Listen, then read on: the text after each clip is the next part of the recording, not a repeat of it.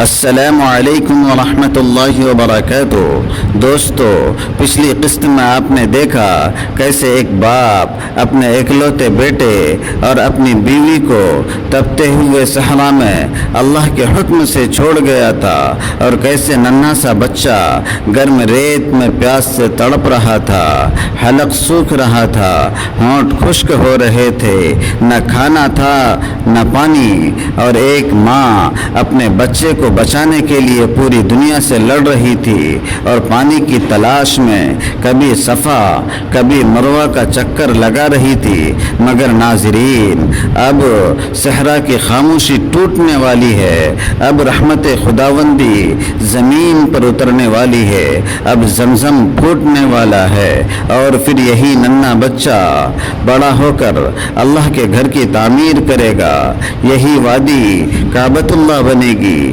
یہی صحرا حج کا مرکز بنے گا، اور یہی باپ اپنے بیٹے کی قربانی دے کر قیامت تک ایمان والوں کا امام بن جائے گا۔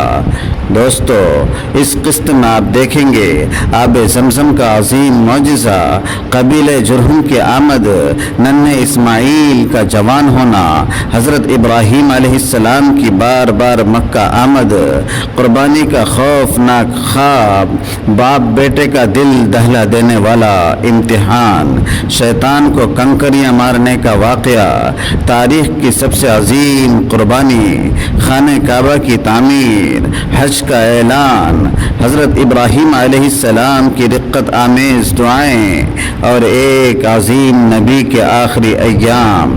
یہ صرف ایک کہانی نہیں، یہ ایمان کا سمندر ہے، یہ قربانی کی انتہا ہے، یہ توکل کا معجزہ ہے، یہ وہ داستان ہے جس میں آگ بھی ہے، آنسو بھی، تنہائی بھی، اور اللہ کی رحمت بھی۔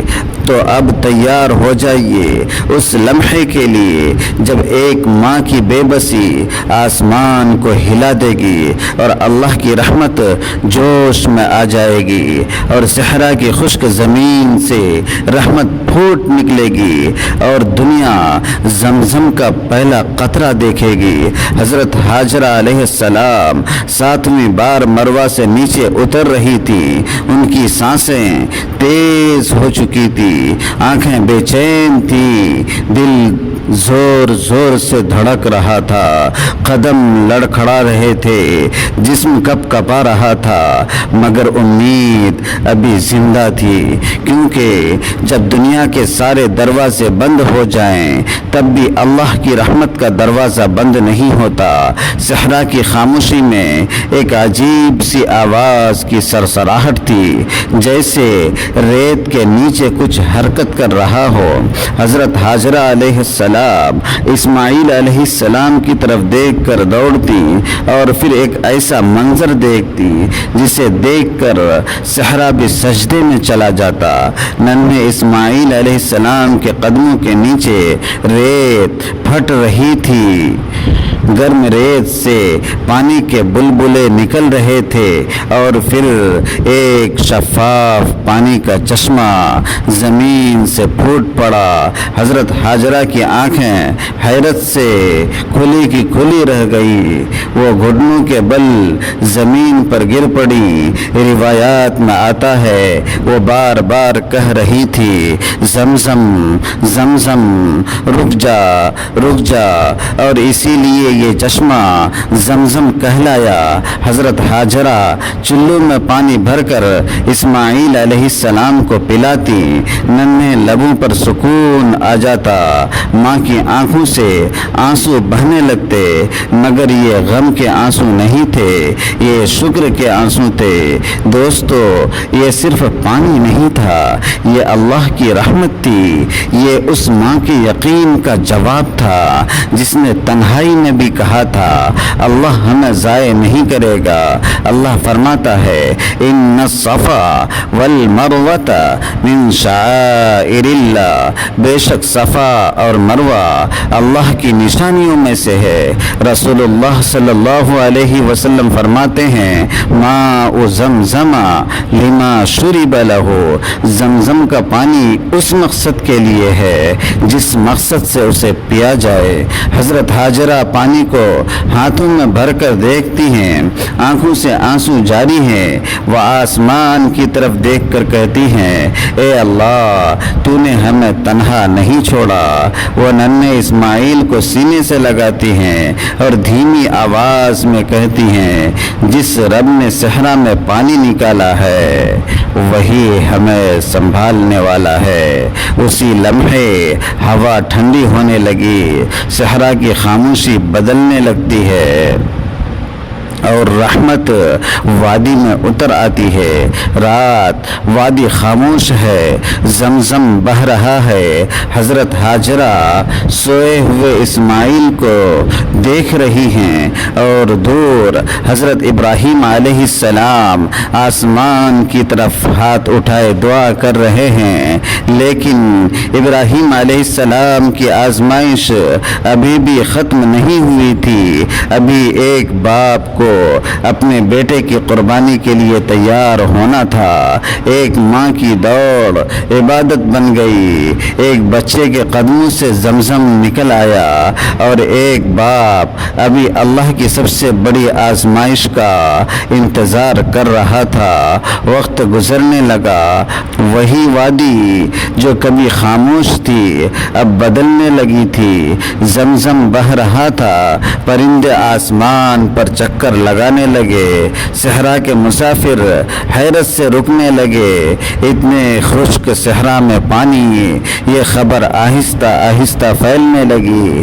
ایک دن دور سے قافلہ آیا، یہ قبیلہ جرہم تھا۔ وہ پرندوں کو دیکھ کر حیران ہوئے، کیونکہ عرب کے لوگ جانتے تھے پرندے وہاں منڈلاتے ہیں جہاں پانی ہو۔ قافلہ وادی میں داخل ہوا اور پھر انہوں نے ایک حیران کن منظر دیکھا۔ ایک ماں اپنے ننھے بچے کے ساتھ اور قریب بہتا ہوا زمزم۔ لوگ حیرت سے ایک دوسرے کو دیکھنے لگے اور حضرت ہاجرہ کی اجازت سے لوگ یہاں بسنے لگے۔ اسی دن سے وہ سنسان وادی آباد ہونا شروع ہو گئی۔ خیمے لگنے لگے، اونٹ آنے لگے، لوگ بسنے لگے اور ننھے حضرت اسماعیل علیہ السلام اسی وادی میں پروان چڑھنے لگے۔ وہ تیر اندازی سیکھتے، صحرا میں چلتے اور جرہم کے لوگوں سے عربی زبان سیکھتے۔ مگر ناظرین، حضرت ابراہیم علیہ السلام کا دل اب بھی اپنے بیٹے کے لیے دھڑکتا تھا۔ وہ وقتاً فوقتاً مکہ آتے، دور سے بیٹے کو دیکھتے، دعائیں کرتے اور واپس چلے جاتے۔ ہر ملاقات میں محبت بڑھتی جا رہی تھی اور پھر ایک دن اللہ نے وہ خواب دکھایا جس نے زمین و آسمان کو ہلا کر رکھ دیا۔